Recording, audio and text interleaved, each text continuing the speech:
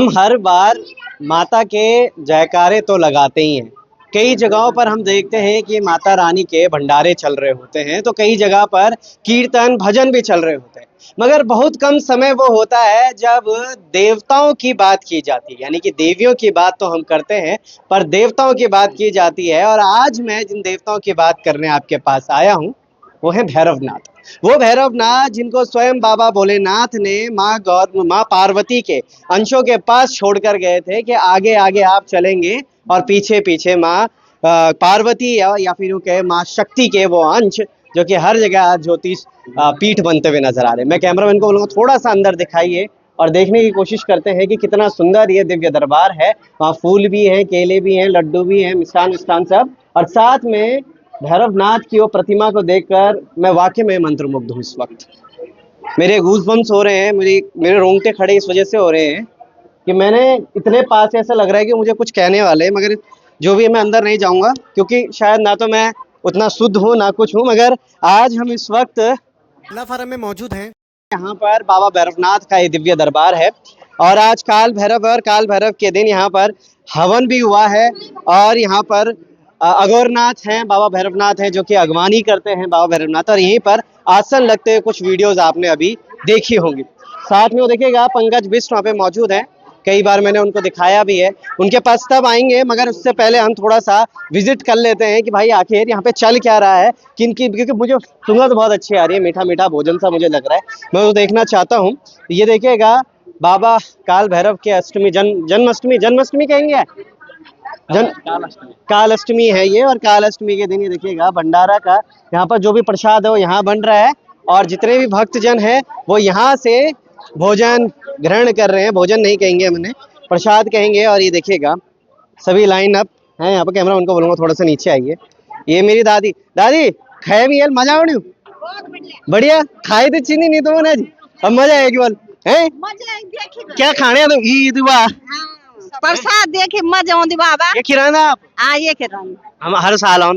हाँ हमार तो हर साल भैरव देवता हमारे भगवान। अच्छा ये भी बोल देना, एक तो चौलन खाने आप हैं, ये भी बोल देना कि हमारे गांव जो हमारी जो मातृ शक्ति होती है वो क्या कहा बात नहीं खानी बस, तो ये क्या हुआ बात यो प्रसाद है बाबा, प्रसाद जो हम तो भात नहीं खाना, बैर नहीं खाना, बेओ बराती माँ का खेन जग जाना ना तम भात यो प्रसाद तम ये प्रसाद बोले है ना, यो अमृत चमोते ये अमृत से बाबा भैरवनाथ को प्रसाद से अमृत हर साल आना, हर साल होना। ये देखिएगा हर कोई आ रहे हैं, छोले बने हैं, पूरी बनी है, दाल भी है, सब्जी भी है। हमारा छोटा भोला भी यहाँ पे बैठ के खा रहा है और भोजन कर रहे हैं।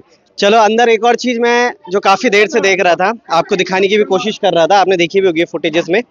ये ढोल, ये चांदी का ढोल मुझे लग रहा है। ऐसे चांदी के ढोल हमने कई जगह देखे, मगर इनकी दिव्य कथाएं मैंने इससे पहले भी एक एपिसोड आपके लिए तैयार किया था, वो आपने देखा होगा, समझा होगा।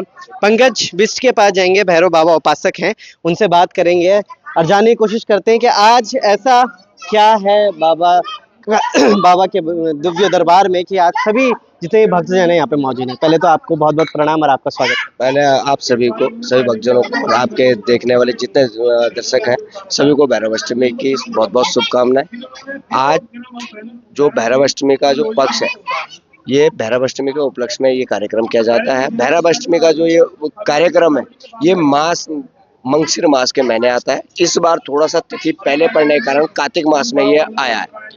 और ये जो हमारे देवता है, इष्ट देवता है, हमारे आराध्य है गांव से भैरवनाथ जी और उनके अगवानी वीर अघोरनाथ जी, तो इनको 3 दिवसीय के लिए बाहर निकाला जाता है, हवन इत्यादि और इनका पूजन मंडाण वगैरह होता है। कहा जाता है कि काल भैरव अष्टमी साल में एक बार एक तिथि ऐसे आती है और ये वो देवता है, काल भैरव वो देवता है जो लोगों के दुख, और इस समय प्रत्यक्ष जो देवता माने जाते हैं वो काल भैरव है, जो न्याय भी करते हैं और तत्काल तुरंत करते हैं। और आज उनकी जयंती, मतलब आज उनका जो रुद्र रूप से जो जन्म हुआ वो आज के दिन हुआ, इसलिए वो तिथि जो थी वो कल थी, 12 तारीख को थी, और आज उनका जन्म उत्सव मनाया जा रहा है। एक जैसे हम अब जब बच्चा पैदा होता है और अगले दिन जो खुशियां मनाई जाती है, उसी तरह आज भैरव देवता का जो है कल रात तिथि लगी। देखो जन्म तो उनका किसी गर्भ से तो हुआ नहीं है, पर एक मान्यता है कि आज शिव रूप जो है, उन्होंने शिव अंश आज प्रकट हुए थे, तो आज उनका उत्सव मनाया जा रहा है। लोग ढोल नगारों से उनका स्वागत कर रहे हैं, तो हम लोग भी उसी एक छोटे से तुच्छ तरह से हम भी एक कार्यक्रम करते हैं, 3 दिवसीय कार्यक्रम करते हैं, यज्ञ हवन करते हैं उनके उपलक्ष्य में। उनको भांति परिवार के जो भोग जो उनको पसंद है, जैसे इमरती होगी, जलेबी होगी, दूध हो गए और अनेक भी कई चीजें हैं, जैसे दधिमास हो गया, खिचड़ी हो गई, चौमुखा हो गया, मतलब कई चीजें जो है जो उसमें आ जाती हैं, तामसिक भोजन में आती हैं, और कई चीजें ऐसे जो सात्विक में आती हैं, उनको अर्पण करके और ये कार्यक्रम मनाया जाता है। और कार्यक्रम जब ये होता है, इस कार्यक्रम में देवता की जो ध्यानियाँ हैं, मतलब गांव में कहते हैं जो उनकी जो कहते हैं बहनें हैं, उनकी जो मैतियाँ हैं, वो सब आते हैं, देवता से मिलते हैं, अपना जस कुशल लेते हैं और उसका आनंद भरपूर लेते हैं। देवता भी खुश हो जाते हैं जब वो अपने साथ के, अपने गांव के, अपने आदमियों को, अपने मैतियों के, ध्यानियों के लोग उनके पास आते हैं, तो उनसे भेंट देवता भी करते हैं और देवता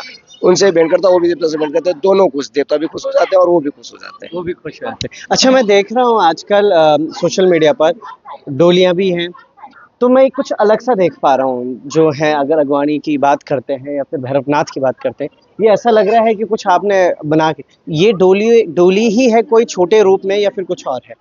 ये आपका सवाल, लोगों को जो शंका है, सबसे पहले क्या शंका है? डोली, डोली एक चल में आती है कि चल प्रतिष्ठा में डोली होती है, और हमारे उत्तराखंड की ये लोक संस्कृति है, लोक संस्कृति देव की देव संस्कृति है।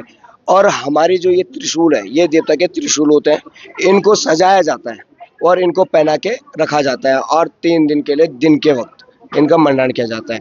डोली का तात्पर्य है कि किसी लकड़ी को, किसी पेड़ को, देव पेड़ को लेके और उसके कोर के, उसको बना के, डोली बना के, वो भी चल में आती है। पर ये डोली नहीं, ये त्रिशूल, क्योंकि ये वो है, शिवलिंग देवता है। शिवलिंग का मतलब होता है जो त्रिशूल रूप जो देवता होते हैं, ये वो देवता है। इनकी डोलियां भी नहीं होती। और जो आजकल चल रहा है वो तो आप देख ही रहे हैं, सोशल मीडिया से हो या जगह जगह जो चल रहा है, उनकी मैं ना निंदा करता हूँ ना मैं उनके कोई बढ़ाई करता हूँ, पर यह है जो जैसा कर रहा है वैसा कर रहा है। तो हमारा अपना तो एक सिद्धांत है, गांव की जो रीत है और लोक नीति है।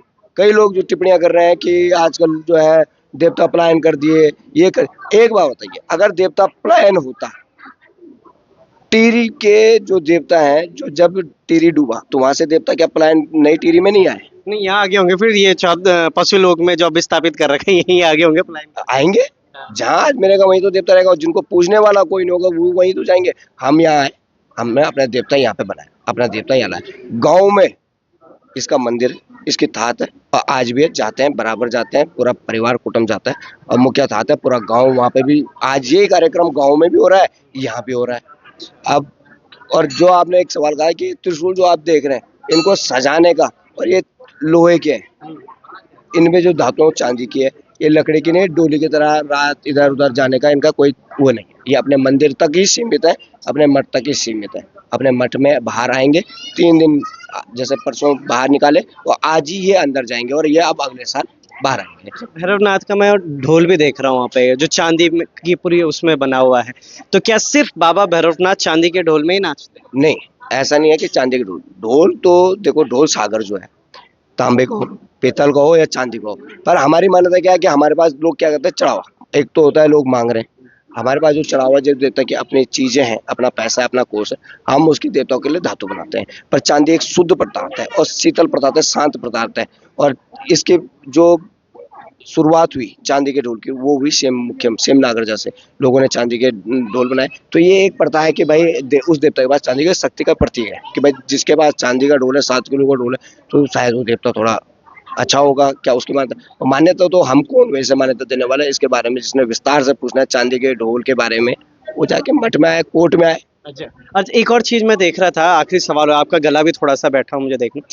अभी आप वो दे रहे थे, चावल दे रहे थे, तो वो चावल जैसे आप हाथ में पकड़ रहे थे तो एक लड्डू का आकार ले रहा था, आप उछाल भी रहे थे, वो नीचे भी आ रहा था, मतलब तो अगर कोई चावल अगर आपस में चिपक रहा है तो टूट जाएगा नीचे आते ही, बहुत नाजुक होगा उस टाइम पे, पर वो टूट नहीं रहे थे। कम से कम 5-6 बार आप उनको ऐसे उछाल कर तब आगे भी आप सौंप रहे थे, क्या है वो?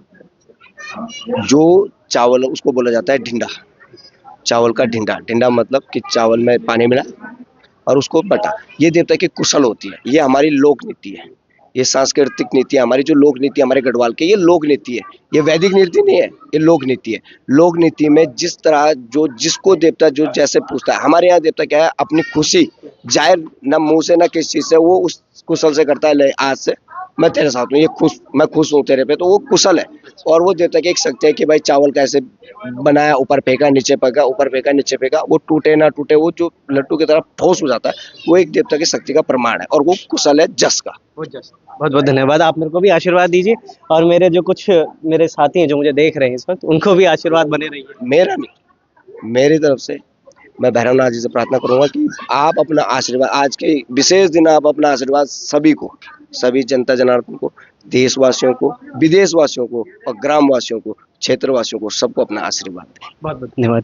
तो हमारे साथ ही देखिएगा, ये चावल जो मैंने आपको अभी थोड़ी देर पहले वीडियो दिखाई भी थी, वो यहीं पे बैठे हुए थे और यहीं से सभी को जस देते हुए एक बार मैं पुनः आपको दिखाता हूँ अंदर, और उसके बाद हम चलते हैं आगे की तरफ, भोजन भी करेंगे, यानी भोजन नहीं, प्रसाद लेंगे, और प्रसाद लेने के बाद फिर अगले दिन की शुरुआत करेंगे। मुझे देखिएगा बाबा भैरवनाथ अपने पूरे वस्त्रों में सजे हुए, पीला उन्होंने वस्त्र धारण कर रखा है, उनके गले पे देखिएगा एक वो जो हमारे पहाड़ों में भी दादा हमारे लेके चलते हैं ना शॉल, वो भी साथ में आप देख पा रहे होंगे, हाथ में खड़क है, बगल में माँ छेरा वाली बैठी हुई है, और नीचे मिष्ठान भूत सब उनके पास है। तो आप पर भी बने रहे भगवान बाबा भैरवनाथ की कृपा, और हम पर भी बनी रहे। तब तक ले जय हिंद, जय भारत, जय उत्तराखंड।